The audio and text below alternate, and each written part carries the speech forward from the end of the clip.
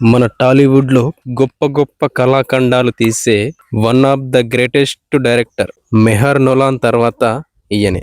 SS Harish Shankar Ustaad Bhagat Singh గురించి ఈ వీడియోలో మాట్లాడుకుందాం. సినిమా అయితే అదిరిపోయింది, మామూలుగా లేదు.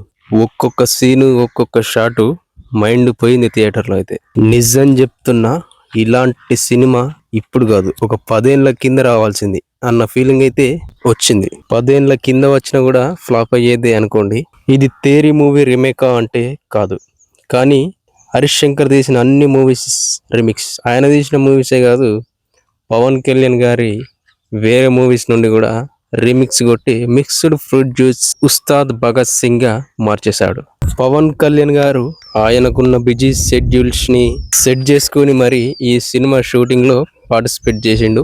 అండ్ ఆయన వంతు ఎఫర్ట్ కూడా కనిపించింది మూవీలో. డాన్స్ గానీ, ఆ యాక్టింగ్, ఆ డైలాగ్ విషయంలో. ఇక్కడ రొట్టె వేసింది మాత్రం one and only Harish Shankar మాత్రమే. సో విలన్ పొలిటీషియన్ అవ్వాలి అనుకుంటాడు, హీరోనేమో ధర్మస్థాపన కోరుకుంటాడు. ఇది మనం ఇప్పటికే ఎన్నో సినిమాల్లో చూసి ఉంటాం.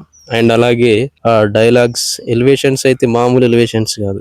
సినిమా స్టార్ట్ అయినప్పటి నుంచి హీరో రాకముందే హీరో గురించి ఎలివేషన్స్ ఉంటాయి.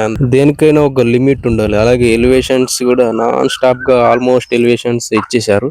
అండ్ అంతేగాక క్రింగ్ కామెడీ డైలాగ్స్ కూడా అంతగా వర్కౌట్ ఏం అవ్వలేవు. ఇంకా నార్మల్ ఆడియన్స్ కాకుండా ఫ్యాన్స్ కోసం అన్నా ఏవైనా సీన్స్ ఉంటాయేమో అని అనుకున్నా, బట్ అది కూడా లేదు.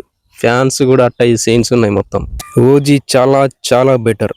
సుజిత్ చెప్పింది చేశాడు. ఫ్యాన్స్ కోసం అయితే పూనకాలు సృష్టించే సీన్స్ ఉంటాయి అన్నాడు, ఉన్నాయి ఓజీలో. కానీ ఈ మూవీలో ఒక్కటంటే ఒక్క సీన్ కూడా లేదు. కానీ ఈ మనసే సాంగ్ మాత్రం చాలా చాలా బాగా అనిపించింది. అది old Pawan Kalyan old movie song కాబట్టి అది చాలా బాగా అనిపించింది.